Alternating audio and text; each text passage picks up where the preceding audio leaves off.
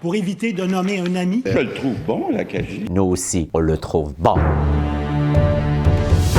Bienvenue à cette nouvelle chronique du leader. Cette semaine, nous avons constaté la descente vertigineuse et la perte de contrôle du gouvernement caquiste.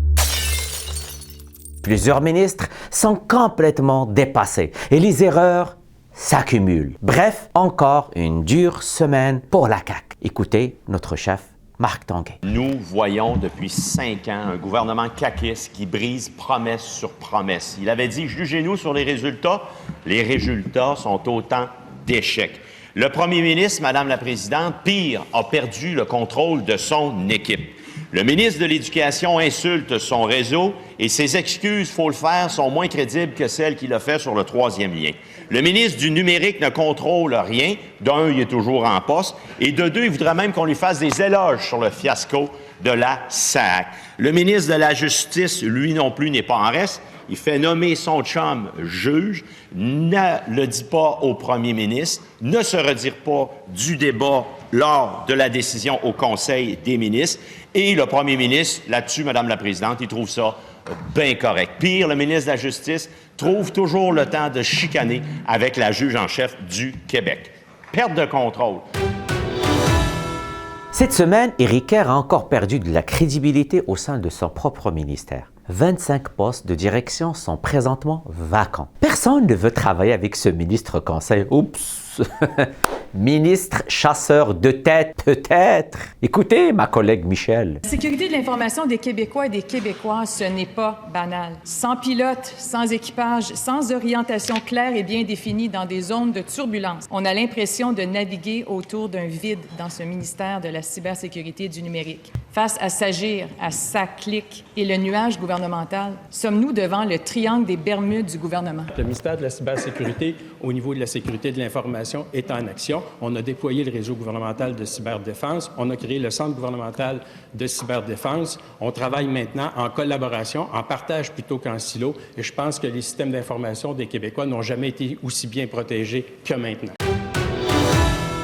Présentement, à Val-d'Or, il y a un manque criant de policiers alors que la violence et l'itinérance sont en forte hausse. Ma collègue Jennifer a questionné le ministre de la Sécurité publique sur ce qu'il comptait faire pour rétablir la paix sociale. Voici sa solution. On parle beaucoup de l'augmentation de violence partout au Québec. La semaine dernière, devant une hausse de violence de plus en plus inquiétante pour la population, la ville de Val-d'Or a demandé à Québec d'intervenir pour les aider à régler le problème. La mairesse de Val-d'Or affirme être à bout de ressources. La mairesse a invité la ministre de Sécurité publique à aller les rencontrer à Val-d'Or pour constater lui-même de ce qui se passe sur le terrain. La réponse n'est pas venue de la ministre de la Sécurité publique. Madame la Présidente, la sécurité de tous les Québécois et Québécoises, pour moi, est extrêmement importante. Dès le 1er juin, il y aurait donc des cadets qui seraient sur le terrain pour supporter le travail des policiers. J'ai discuté avec la direction là-bas pour être capable d'avoir plus de policiers sur le terrain qui sont visibles à vélo ou à pied pour être capable d'intervenir le plus rapidement possible. Oui,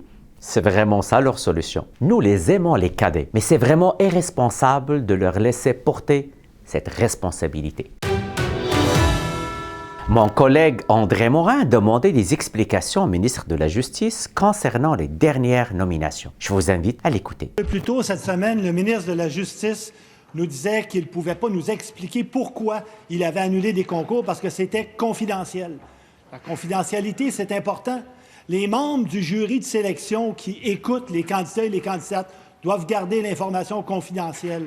Les gens qui appliquent doivent garder ça confidentiel. Je dois vous dire cependant, Madame la Présidente, que j'ai été étonné d'entendre sur les ondes d'une radio le ministre dire qu'après le processus, il consultait des gens, des employeurs, des patrons. Alors donc, il semblerait qu'on a une confidentialité à deux vitesses. Une pour le jury de sélection, une pour le ministre.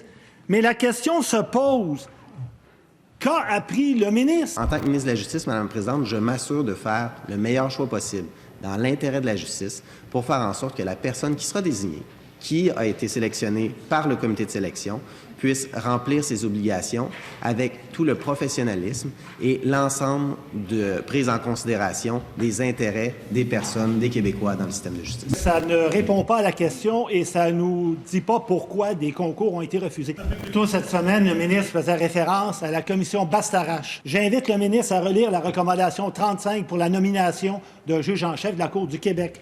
Former un comité indépendant constitué de juges et de la juge en chef sortant. Est-ce que le ministre peut s'engager aujourd'hui devant la population à mettre en place cette recommandation-là pour éviter de nommer un ami? Je le trouve bon, l'Acadie. Ben pour une fois, je suis à 100% d'accord avec vous, Monsieur le Premier ministre. Nous aussi, on le trouve bon, le député de l'Acadie. Restez à l'écoute. La semaine prochaine, nous serons en période de travaux intensifs. Il risque d'y avoir de l'action. Comptez sur nous pour continuer à questionner le gouvernement caquiste sur les enjeux qui vous préoccupent. On ne vous lâchera pas. À la semaine prochaine!